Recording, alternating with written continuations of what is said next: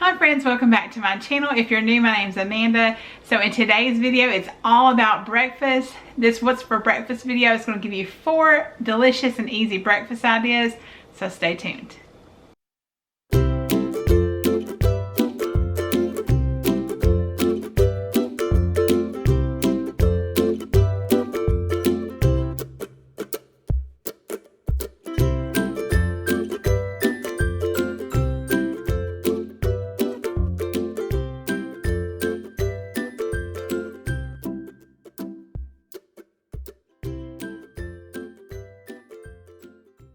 So guys, I am really excited about today's video. I know you're gonna love these breakfast ideas.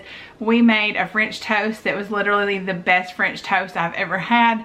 We've already repeated it because it's so good. I think you'll really enjoy it. I also made like a skillet omelet, but it's not exactly like a typical omelet. I saw Mandy in the making make it, and I thought, that looks pretty easy, and I thought I'd give it a shot. It worked really well. It was really delicious. And then also, I've got some delicious breakfast bagel pizzas. These were amazing. You're gonna love them. I can't wait to show them to you. And then we're also gonna be making a cinnamon cake that's like, it's like a mix, but it was so amazing. I had to share it with y'all because we literally loved it so much. So go ahead and give me a thumbs up if you're excited to get into these recipes, but let's go ahead and get into it. So we're going to get started with the best French toast, and y'all, this is so amazing. So we're actually going to use my Ninja blender to blend all the liquid ingredients to get it super smooth. So I'm adding in an egg, some unsalted butter that's melted, some whole milk, vanilla extract, some cinnamon, nutmeg, a little bit of sugar, and 1/3 cup of flour. And I know the flour is something you don't typically see, but according to the recipe, apparently that's really key in helping get this very smooth and like to where, I don't know about y'all, but like when it comes to French toast, sometimes I feel like it can taste a little eggy. I know, yes, it's made with eggs, so obviously like it's going to have that taste to an extent, but sometimes it gets a little done there on the outside to me to where I don't like that flavor. And this does not have that. This tastes so good. It is the most amazing French toast I've ever had. We've repeated this already because it is so very good. Now once that's all blended together, we're just going to pour that into a dish. You can use whatever you like, and then we're going to start dipping our bread in it. Now I like to use, I believe it's Nature's Own, and it's their thick sliced brioche style bread, and that bread is so good. It's perfect for French toast, and it's not even really expensive. I think it's like $2 something a loaf. So we really like to use it for French toast. But you're just going to dip each slice and get it, kind of saturated with that liquid mixture. And we're just going to do as many as we can get out of there. And then I'm going to tell you one thing. One of the most handiest things I've got in my kitchen right now is that griddle. You can see it over there in the corner. We'll start using it here in a minute. But I don't know how I made it this long without a griddle. We've just never really had one. I mean, like, I think I had one years ago and didn't end up using it. I did not realize how much of a time saver that could be, because when we used to do pancakes, we would do like 2 skillets and like, do, some in each skillet, and it just still took forever. But man, that griddle is fantastic. Like, I absolutely love using it. So I'm just buttering it first and then just placing each one down. You're going to cook them for, it's kind of to your liking. I probably did them 2 or 3 minutes on each side. I think the recipe said 1 minute, but I don't believe that was really enough for me. It could also depend on obviously what you set your griddle on. If you set it a little hotter, you're going to have to keep an eye on it and do a little shorter time. But I think mine was about 2 or 3 minutes per side. Just kind of check it at a minute and see if it's nice and golden brown and see. But y'all can see, like, I can fit so many slices on there one time. I could never get that done on the stove. So I just absolutely love that griddle. Now let me know in the comments if you have a griddle and like what all you cook on it, because I'm kind of looking for other things I can cook. I made some like squash and zucchini on it, but I think a lot of times I just think, pancakes, French toast, things like that. So I would love to know, like, if there's some things that you cook on the griddle that are a little different, maybe that I might not think of right away, and I might start using them, for that too. So, because it's just really such a handy tool. And these are nice and done, so we're pulling them off. This would be great to meal prep too. You could just do a big batch of this, because we actually did the whole loaf of bread. but I actually had to make another batch of the French toast mixture. So keep in mind that if you want to do the whole loaf, you need to double the recipe. And as long as you double it, you know, when you're first making it, you'll have plenty, or you should have plenty. I did. But I did have to make a whole nother batch. But here it is. We did a little powdered sugar and some syrup. Y'all, you've got to try this. It is so good.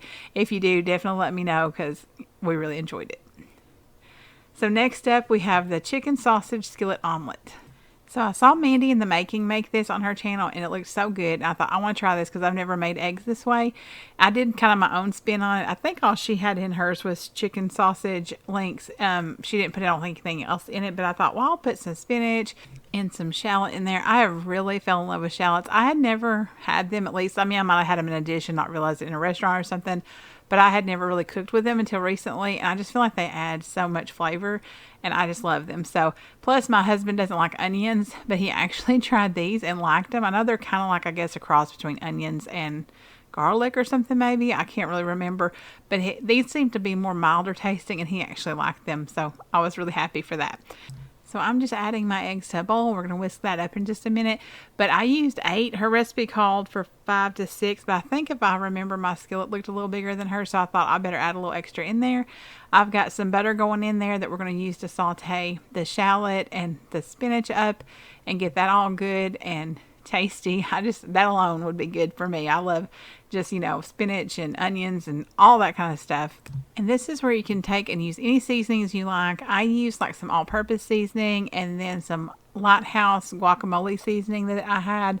So really anything that you want to stick in here that you feel like would taste good, you know, throw it in there and give it some good flavor. You could also obviously add salt and pepper. I didn't do either one of those just because the chicken sausage has, you know, a good bit of salt in it, so I didn't do that. And I really love this Simple Truth it's chicken sausage from Kroger, and that's what I actually had some left over from where I had used it for another recipe, and so I just used the rest of that for this. I already had it cut up and everything, but that stuff is so tasty. I think it's the spinach and Gruyere. I probably butchered that word, but that flavor. And so I just added just a little bit of half and half in there. She didn't call for that either, but I always feel like it adds kind of a fluffiness to the eggs when we do that. Now that the sausage is all good and browned, we're just going to pour those eggs in there, and you're going to actually cover it with a lid and let it cook for about 10 minutes. Now, mine went, I think, another minute or two over. You just want the sides to be kind of pulling away, and you should be able, everything should be kind of set. You may have a little bit of liquid on the top. You can just dab it off of the, you know, paper towel. But I kind of just cut this into almost like pie slices, or, you know, like almost like it was a quiche. And so, of course, you know, this kind of is, I guess, you know, almost kind of quiche-like to an extent too. So, but man, this was so good. We really loved it. My husband really enjoyed it. We even ate it once on like English muffins. That was good. We served it with some leftover veggies that we had roasted from dinner and some tomatoes for me because I love tomatoes. But I highly recommend that recipe. I'll have it linked below. So next up, we have breakfast pizza bagels. And y'all, this is really easy. There is a couple of steps to it because you make some homemade gravy, or I did. If you technically could just use packet gravy if you wanted to, and that would work fine. But I've got about a dozen eggs there with just maybe about a half a cup of half and half that I added that I whipped together. And then I'm going to go ahead and just scramble my eggs. And the way I scramble them is basically I always usually put in, you know, half and half. If we don't have half and half, if we have heavy cream, I put a little of that. Or milk, you know, depends on what I've kind of got on hand and need to use up. And then I just keep kind of going around the edges of the pan and bringing it in towards the middle. And usually I have really good success with that. And when they are just starting to look like they're almost done, I go ahead and cover them with a plate. And then I set them to the side and let them kind of finish up cooking without getting overcooked. And that they're always perfect for us. Now I've got some sausage here. I use 6 pieces. I'm just cooking it and getting it all nice and crumbly so that it can go on our bagel pizzas. Now you could also use bacon, or maybe make some of them bacon, some of them, you know, sausage. You could use ham, whatever you really like to have on it. But I thought this would be a good way. I could go ahead and make, you know, some gravy. This sausage is not really greasy. It's got a little bit in it, but so I did have to add butter to make the gravy, but I thought it would be a good way to make some gravy to have that sausage flavoring in there too. So I've just got some butter going in here, and once that gets melted, I'm going to add in some flour, and then I'm just going to cook that for a couple of minutes. Now, I've made kind of a half a batch of gravy, so I'll have this recipe linked below. I just used a recipe online that I found, and it's really just simple. It's just basic ingredients. And then you could definitely make the full amount if you wanted to. I just didn't really need that much gravy, so I didn't make a big batch. But once that gets cooked for a little bit, we're going to go ahead and start adding in our milk, kind of in batches, so that we don't end up with any lumps. So as you do that, just keep whisking and get it all incorporated really well until it gets to like your desired consistency. If you want it a little thinner, definitely add some more milk. If you want it thicker, you know, kind of slack off. But this adding it slowly kind of helps, because then you kind of can get to the consistency you would like to have. And then that way you don't get it too thin, because once you get it too thin, that's a little harder to correct than getting it too thick. So now that this has gotten to the consistency I like, we're going to go ahead and add in our salt and pepper, and then we're going to get started kind of building these bagels. Now, I just use Dave's Killer Bread bagels. Their bread is like, I feel so much healthier, so I feel like their bagels are a really good choice. And so we really like all their breads, and we've really liked their bagels, and I've got their English muffins, but I have not tried them yet. But I'm just layering a layer of eggs on here, and then some sausage. We're going to top that with that delicious gravy. You could definitely also use the gravy as the base if you wanted to as well, and kind of do this in a different, you know, kind of different layering technique. I just wanted the gravy more on top. I felt like it just looked so good. And then once we get that on there, we're just going to top it with some shredded cheddar cheese.